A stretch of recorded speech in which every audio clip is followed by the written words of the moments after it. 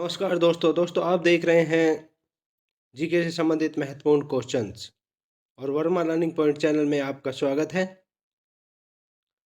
चलिए शुरू करते हैं। देखिए क्वेश्चन नंबर 1, हिंद महासागर की सबसे गहरी खाई कौन सी है? हिंद महासागर की सबसे गहरी खाई कौन सी है? ऑप्शन ए सुंडा खाई, ऑप्शन बी एलियंटन खाई, ऑप्शन सी अटाकामा खाई, ऑप्शन डी तीजार्ड खाई। तो इसका करेक्ट आंसर है ऑप्शन ए सुंडा खाई। ऑप्शन ए सुंडा खाई, हिंद महासागर की सबसे गहरी खाई जो है वो सुंडा खाई है। और डिटेल देख लेते हैं इसके बारे में। हिंद महासागरों में गर्तों का अभाव है, गर्त बहुत कम है हिंद महासागर में। केवल जावा के दक्षिण में सुंडा गर्त है, केवल जावा के जो दक्षिण में है उसमें सुंडा गर्त है, जिसकी गहराई 8,152 मीटर है। 8,152 मीटर गहराई है सुंडा गर्त की। नेक्स्ट क्वेश्चन देखिए, होलगोलैंड निम्नलिखित में से किस देश का द्वीप है? होलगोलैंड निम्नलिखित में से किस देश का द्वीप है? ऑप्शन ए ब्रिटेन का, ऑप्शन बी जर्मनी का, ऑप्शन सी संयुक्त राज्य अमेरिका का, ऑप्शन डी इंडोनेशिया का।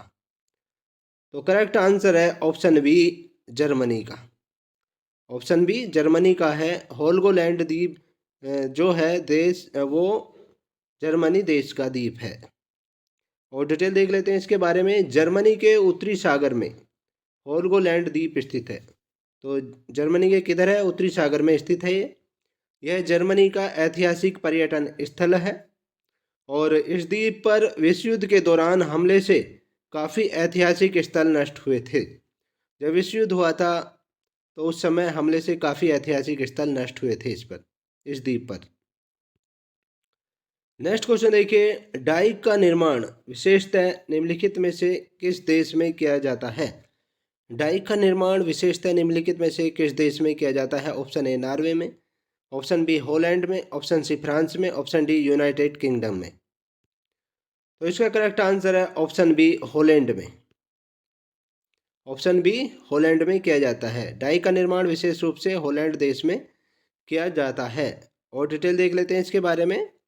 डाइक का निर्माण हॉलैंड के जो है तटीय भाग में होता है। एक क्वेश्चन निकल के आ रहा है यहाँ से, डाइक का निर्माण हॉलैंड के किस भाग में होता है? तो तटीय भाग में होता है। ये क्वेश्चन भी पूछ लिया जाता है। नेक्स्ट क्वेश्चन देखिए, ग्रैंड कैनियन किस नदी पर स्थित है? ग्रैंड कैनियन किस नदी पर स्थित है? Option A Colorado, option B Columbia, option C Ohio, option D Mississippi. तो इसका करेक्ट आंसर है option A Colorado. Option A Colorado नदी पर स्थित है। ग्रैंड कैनियन कोलोरेडो नदी पर स्थित है। और डिटेल देख लेते हैं इसके बारे में। ग्रैंड कैनियन संयुक्त राज्य अमेरिका के एरिजोना राज्य में स्थित है।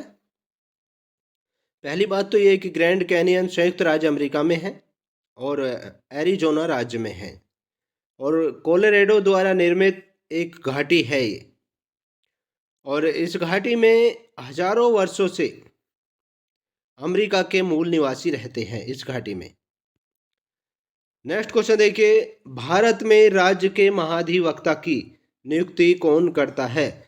भारत में यानी हमारे देश में राज्य के महाधिवक्ता की नियुक्ति कौन करता है? ऑप्शन ए राज्य के राज्यपाल, ऑप्शन बी राज्य के मुख्यमंत्री, ऑप्शन सी राज्य के कानून मंत्री, ऑप्शन डी कोई विकल्प सही नहीं है। तो इसका करेक्ट आंसर है ऑप्शन ए राज्य के राज्यपाल। ऑप्शन ए राज्य के राज्यपाल। भारत में राज्य के महाधिवक्ता की नियुक्ति राज्य के राज्यपाल करते हैं। और डिटेल देख लेते हैं इसके बारे में। संविधान के अनुच्छेद 165 में, हमारा जो संविधान है उसके अनुच्छेद 165 में दिया गया है कि राज्यों के लिए महाधिवक्ता के पद का प्रावधान है, जिसकी नियुक्ति राज्य का राज्यपाल यानी मुख्यमंत्री की सलाह पर करता है। राज्य के राज्यपाल करते हैं लेकिन मुख्यमंत्री की सलाह पर करते हैं। और वह राज्य स्तर पर सर्वोच्च कानूनी अधिकारी होता है। राज्य स्तर पर जो होता है वो सर्वोच्च कानूनी अधिकारी होता है। उसे राज्य कैबिनेट मंत्री के स्तर का दर्जा प्राप्त होता है। राज्य कैबिनेट मंत्री के स्तर का दर्जा उसे प्राप्त होता है, किंतु उसका कार्यकाल राज्यपाल के पश्चात पर्यंत होता है। यानी राज्यपाल के जब चाहें उसे उतार सकते हैं मुख्यमंत्री की सलाह पर। नेक्स्ट क्वेश्चन देखिए, लोकसभा के अविलंबीय महत्व के प्रश्न को किस नियम के तहत उठाया जाता है? लोकसभा के अविलंबीय महत्व के प्रश्न को किस नियम के तहत उठाया जाता है? Option A 377, option B 214, option C 223, option D 302। तो इसका करेक्ट आंसर है ऑप्शन ए 377। ऑप्शन ए 377 के तहत लोकसभा के अविलंबीय महत्व के प्रश्न को उठाया जाता है। और डिटेल देख लेते हैं इसके बारे में। लोकसभा के अविलंबीय लोक महत्व के विषय पर नियम 377 के तहत चर्चा की जाती है। नेक्स्ट क्वेश्चन देखिए, भारत का उपराष्ट्रपति निर्वाचित होता है, यानी भारत के जो उपराष्ट्रपति हैं वो कैसे निर्वाचित होते हैं? ऑप्शन ए संसद के सदस्यों द्वारा, ऑप्शन बी राज्यसभा के सदस्यों द्वारा, ऑप्शन सी संसद के निर्वाचित सदस्यों द्वारा, ऑप्शन डी संसद और राज्य विधानसभा के सदस्य द्वारा। दोस्तों, यदि वीडियो आपको पसंद है तो लाइक अवश्य कीजिएगा, और आप जानते हैं किसी वीडियो को बनाने में काफ़ी मेहनत करनी पड़ती है, तो आपका फ़र्ज़ ये बनता है कि चैनल को सब्सक्राइब करें और साथ ही साथ बेल आइकन को भी दबा लें, क्योंकि मैं आपके लिए बहुत ही इम्पोर्टेंट क्वेश्चंस लेकर आता रहता हूं और डिटेल के साथ आपको क्वेश्चंस दे रहा हूं। डेली 40-50 क्वेश्चंस आपको डिटेल के साथ मिल रहे हैं, तो चैनल को सब्सक्राइब कर लें ताकि कोई भी क्वेश्चंस आपसे मिस ना हो। तो भारत के उपराष्ट्रपति का निर्वाचन जो होता है वो संसद के सदस्यों द्वारा होता है। ए पार्ट करेक्ट आंसर है, संसद के सदस्यों द्वारा होता है। संसद के सदस्य में कौन से आते हैं? एक तो राज्यसभा के सदस्य आते हैं और लोकसभा के सदस्य आते हैं, उनके द्वारा होता है। और डिटेल जान लेते हैं इसके बारे में।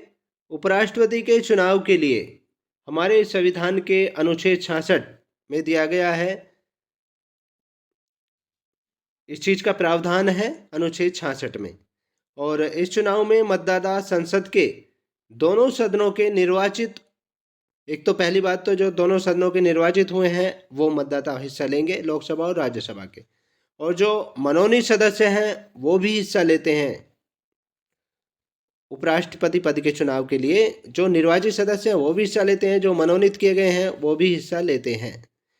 तो यहाँ से क्वेश्चन निकल कर आ रहा है, कई क्वेश्चन निकल रहे हैं, ये निर्वाचित सदस्य भी लेते हैं। ये भी पूछ लिया जाता है कि क्या उपराष्ट्रपति के चुनाव में मनोनीत सदस्य भी हिस्सा लेते हैं? तो मनोनीत सदस्य भी हिस्सा लेते हैं। तो ये थे जीके संबंधित महत्वपूर्ण क्वेश्चंस। नेक्स्ट वीडियो में आपसे फिर मिलते हैं, तब तक के लिए बाय, जय हिंद दोस्तों।